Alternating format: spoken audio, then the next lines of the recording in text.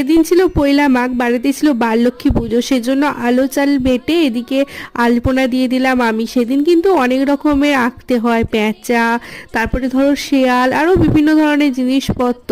আর মা এইদিকে ঠাকুরটা পেতে নিল, আর এইদিকে দেখো মটর ফুল, সর্ষে ফুল, মূলো ফুল এইসব দিয়ে পুজো হয়। তারপর মূলো গাছও লাগে, লাগে জবা গাছ, ধান শীষ। বোনেদেরও এইদিকে দেখো জোগাড় কমপ্লিট হয়ে গেছে, আর সবাই কিন্তু সেই দিন সুন্দর করে আলপনাও দিয়েছে। আর এইদিকে গুলগুলির কাজ এখন সবার বাড়িতে বাড়িতে ঘুরে সবারই ঠাকুরের প্রসাদ খাওয়া আর কেমন ভাবে পুজো হচ্ছে সেটাই দেখা। তারপর পুরোহিত জেঠু চলে আসলেন, পুজো হয়ে গেল।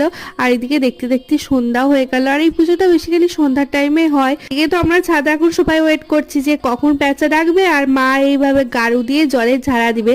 তারপরেই ধান মেপে এদিকে ঠাকুরও তুলে দিল বাড়িতে।